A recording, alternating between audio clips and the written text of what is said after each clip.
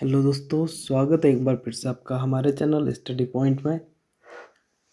तो दोस्तों, जैसे कि कल रिजल्ट तो आ चुका है, लेकिन बहुत सारे लोगों को डाउट है कि उनके मार्क्स 0.25 या 0.50 या 1 मार्क्स कम रह गया है, तो इसमें उनका नंबर फिर से आएगा या नहीं आएगा। तो सबसे पहले आप यहाँ पे कट ऑफ देख लें।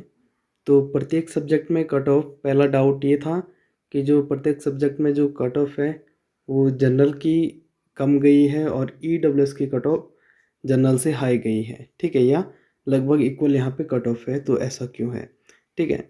इसके पीछे सबसे बड़ा रीज़न ये है, बहुत सारे लोग मान रहे हैं कि अब जो जनरल वाले हैं जनरल में फ़ाइट करेंगे और ईडब्ल्यूएस वाले हैं ईडब्ल्यूएस में फ़ाइट करेंगे, एससी एसटी और ओबीसी भी अपने अपनी कैटेगरी में फ़ाइट करेंगे।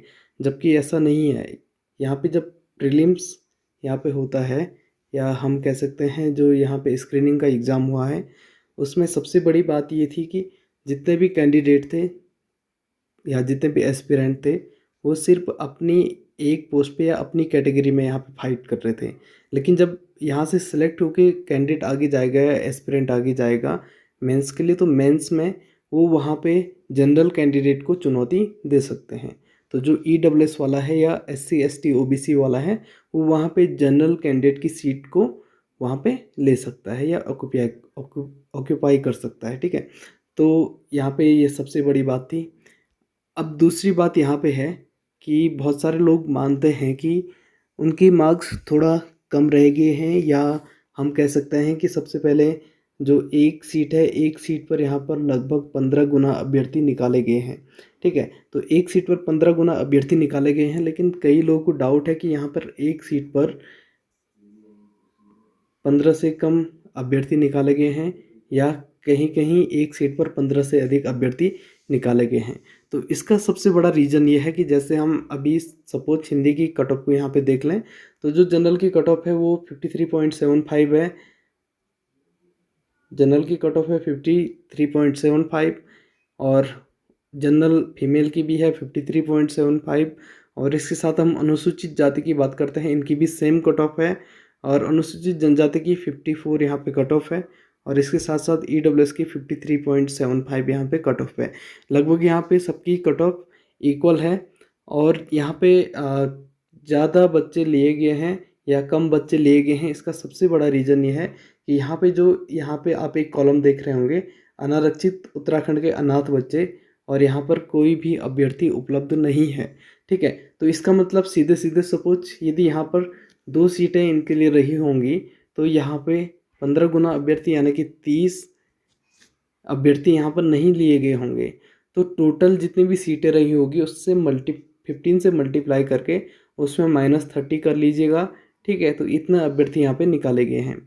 और यदि इसमें थोड़ा सा ऊपर नीचे यदि कैंडिडेट हैं, तो उसका सबसे बड़ा रीज़न ये है कि सपोज कुछ अभ्यर्थी हैं, सपोज आप मान के चलो, सपोज 3 अभ्यर्थी ऐसे हैं जिनके 75 मार्क्स आए हैं, ठीक है। तो इन तीनों को अलग अलग अभ्यर्थी न मान करके यहाँ पे सिर्फ एक अभ्यर्थी यहाँ पे माना गया है, ठीक है। तो एक अभ्यर्थी इनको माना गया है। तो एक सीट पर, यानी कि हम कह सकते हैं एक रैंक पर यहाँ पर 3 लोग हैं, तो जितनी रैंक हैं एक सीट पर 15 रैंक तक व्यक्ति यहाँ पे लिए जाने हैं। तो 15 तक यदि प्रत्येक 15 में प्रत्येक नंबर पर 3-3 अभ्यर्थी हैं, तो यहाँ पर 1 से 15 तक के रैंक में 45 अभ्यर्थी यहाँ पर हो जाएंगे। और इसी तरीके से हम जब पूरे लिस्ट की बात करते हैं, तो उसमें अभ्यर्थी आपको कम या ज़्यादा मिल सकते हैं, ठीक है। सबसे बड़ा रीज़न ये था। अब आगे चलते हैं। आगे यदि आप लोगों को थोड़ा सा क्लेम इस पे करना है, आप लोग को लगता है कि हमारे मार्क्स कम या ज़्यादा हैं, तो सबसे पहले आप यहाँ पे क्लेम कर सकते हैं। 2 क्वेश्चन यहाँ पे ऐसे हैं। एक सबसे पहले है, यूजीसी की स्थापना कब हुई थी।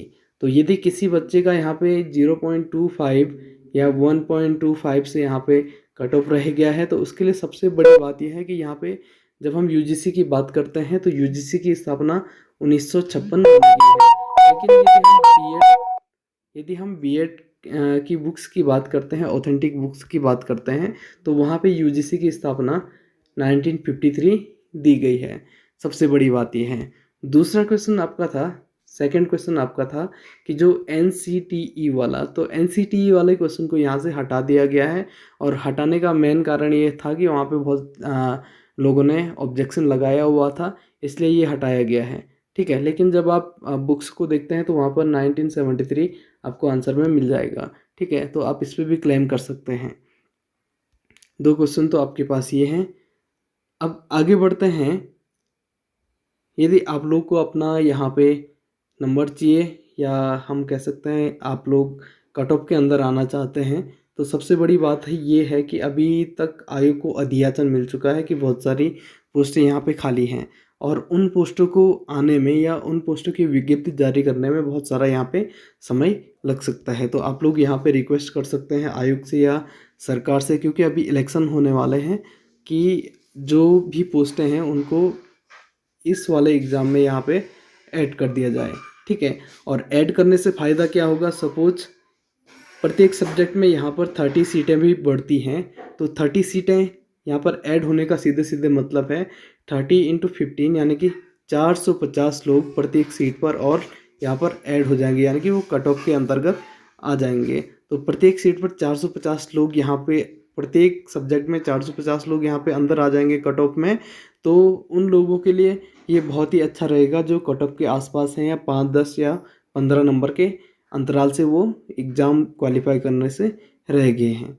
ठीक है, तो ये सारी बातें आपके लिए थी। यदि आपका थोड़ा सा रह गया है तो हो सकता है कुछ टाइम में फिर से यहाँ पे विज्ञप्ति जारी हो सकती है।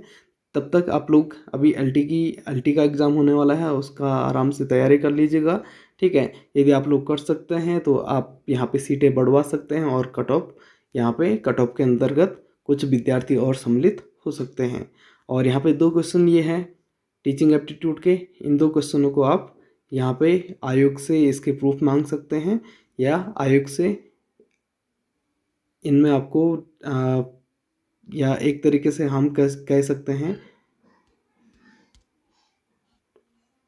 कि इन क्वेश्चनों पर आप यहाँ पे फिर से ऑब्जेक्शन लगा सकते हैं, और आपको इसे RTI के माध्यम से लगाना होगा। ठीक है, तो आप ये काम कर सकते हैं। तो जो 0.25 या 50 से रह गए हैं वो ये काम कर सकते हैं, क्योंकि एक नंबर बहुत ज़्यादा मायने रखता है। यदि आपका एक क्वेश्चन यहाँ पे गलत हुआ है तो सीधे सीधे 1.25 मार्क्स आपके कम हुए हैं।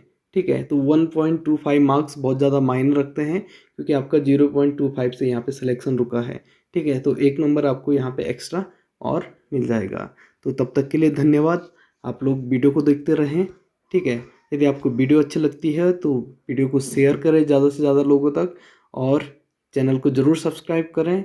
तब तक के लिए धन्यवाद। Good luck.